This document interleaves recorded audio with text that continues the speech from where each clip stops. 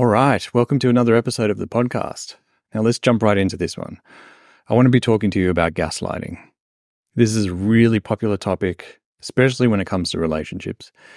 And it's something that I hear a lot about and I get a lot of questions about. It's this trend that I see with the term that's being used. It's become very trendy in the last, I'd say, 3 years. And what's fascinating to me is when you dig into where it originates from or where it comes from, it actually goes all the way back to the 1930s. There was a British play called Gaslight, I think. And what it meant back then was there was a husband and wife in this particular play, and the husband wanted to plant seeds of doubt in his wife's mind so she couldn't trust herself and she would stop believing herself, which would then give him an upper hand and allow him to manipulate the circumstances to get the outcome he wanted. And so what he would do was he would change the intensity of the gas lamps in the house, because back then electricity wasn't so broadly distributed. So they were using lamps that would burn fire from gas or oil, and he would adjust the intensity while she was alone. And then she'd ask the question of does it seem brighter in here? Does it seem darker in here? There's something going on. And he would say, no, it's been the same this whole time. Maybe you're going a bit crazy. Maybe you're starting to lose it. And he would continue to do that consistently enough for her to eventually doubt her own perceptions and her own views. So then he could get what he wanted. And so we see that translate into the modern era where people are using that word or the term gaslighting as a way for people to essentially manipulate an outcome and have somebody doubt their own view, their own perception enough so they can get the upper hand and get the outcome they're looking to achieve. What's interesting for me, though, is while I've navigated many sessions with many clients who at some point felt like they were being gaslit by somebody, not just in personal relationships, but professional too. And what I believe most people aren't realizing is how much you are gaslighting yourself. Now, that might seem controversial. That might, bruise your ego a little bit, and that's okay. But I believe that's really empowering when you realize just how much you've been gaslighting yourself. And the reason I say that is because we're doing it unconsciously and unintentionally. You don't realize how often you are telling yourself a story. You're telling yourself some kind of narrative about how things are. And what that's doing is that's convincing you to make certain decisions and go down certain paths purely for the fact of this story that you're telling yourself, even if the story isn't true. And that can lead you to outcomes or destinations that you don't necessarily want to arrive at, that might even be in the opposite direction of where you're trying to go. But because it's so convincing as a narrative, you buy into it and you go with it. And this is at the core of what I talk about when it comes to psychology and mindset with our beliefs. You think about the beliefs that people carry that budgeting or saving money is a trap, or it's impossible, there's no way to do it with the cost of living increasing. I argue that's a belief that you're not necessarily challenging and that you're just buying into an old belief that you've carried from a long time ago. And to this very day, you're still holding on to that belief, which is ensuring you're not saving or you're not running a budget. The same might be true with dating.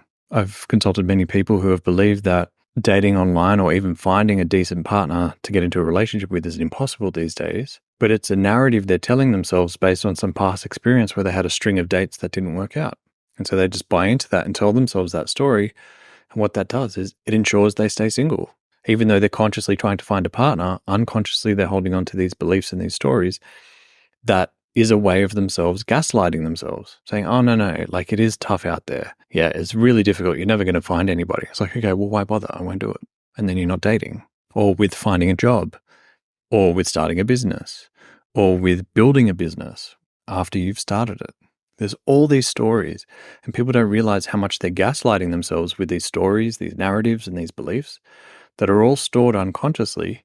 But then, very interestingly, the same group of people will then immediately identify when somebody else is gaslighting them and make the accusation, you're gaslighting me. You're a gaslighter. Stop doing that. You're being manipulative and stuff like that. Not realizing how much they're doing it for themselves in their own lives. Which brings me to another point. When it comes to dealing with people that you feel are gaslighting you, the reality is maybe 50% of the time, they don't even realize they're doing it. They're unconsciously doing it. So they genuinely believe what they're saying. but it's so convincing to them that they're able to convince you. And so it appears that they are gaslighting you. What you probably don't realize is that their ability to gaslight you is because they've already spent time gaslighting themselves on that story. So they're convinced, and it's just a matter of convincing you. So it may appear that they're being intentionally manipulative, but the reality is, while they might be manipulative, they're doing it unconsciously. They don't even realize they're doing it. Now, in some cases, granted, there are people who are very well aware that they are manipulating a circumstance to get the outcome they want, and they are technically gaslighting. But that doesn't necessarily mean that that's a bad thing. Because the thing is, if you're able to identify the fact that you are being gaslit, then you're already empowering yourself to not buy into it. Granted, you might have some doubts about yourself and you're sort of like, well, they are telling me this thing and they're very convincing and I'm sort of buying into it. But at the same time, while you might be buying into it, there's a part of you that's like doubting what they're saying. You're not fully buying into it, or you might just cave in because of persistence and your fatigue of having to hear it the whole time.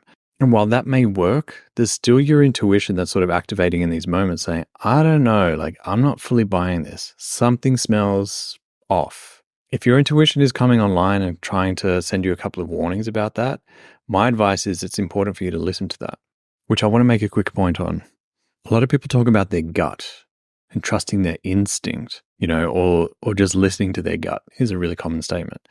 My issue with that is we find whenever you think about when you've experienced an emotion in your life, you usually feel it in your stomach or your gut. Now, emotions tend to be convincing, but they're also illusions, and they can kind of sway you in directions that aren't necessarily the best suited for your path. And so when people are saying they're listening to their gut, that typically tells me they're listening to fear, they're listening to shame, they're listening to some kind of anxiety or emotion that's showing up, and that's leading them down a path that may not necessarily be valid. So if you're listening to your gut, you might be listening to a fear that's coming up that's preventing you from unlocking an opportunity that's ahead of you because you're running away from it, you're trying to avoid it. So for me, if we're going to associate it with any part of the body, I say heart, listen to the heart, because that's, I believe, is where we typically sense a sense of intuition. When it comes online, we tend to feel it in our chest or in our heart and not so much in the gut. And so I know that might be a semantic, but I think it's important because sometimes people say, I'm listening to my gut, when what they actually really mean is they're listening to their heart or their intuition. And it's just a question of the language they're using. But I think it's important to note because as you start to be able to decode the different signals that you're feeling in your body, it then makes decision-making clearer for you. So coming back to gaslighting, if you're feeling gaslit from somebody and your intuition is coming online saying, I don't know, this doesn't feel right, there's something going on, that's important to listen to. You want to make sure that that's your heart that you're listening to and not your ego that's saying, this is bullshit, I don't want to believe what this person is saying to me, because they might actually have a valid point. And they're not necessarily gaslighting you, but you're labeling it as being gaslit because you don't like the feeling that's coming up, when in reality, they might just be confronting you about something and it's all honest and transparent. So if you're not sure how to deal with somebody who you believe might be gaslighting you, the first thing you want to do is make sure that you're able to separate their view from the truth. So sometimes people will say, this is how it is. And they will state their view in a matter of fact, very factually, very focused and very intentionally. And it sounds like it's truth, but it's not. It's just their view. And their view isn't necessarily truth.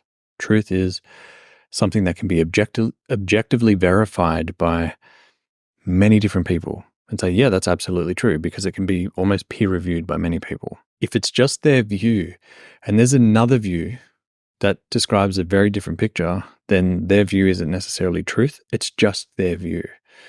We don't necessarily need to invalidate their view, but it's important to be able to distinguish truth from perception, because perception is rarely truth. And so if they're trying to convince you of something, you want to make sure that you can identify that what they're convincing you of is a perception, not necessarily a truth.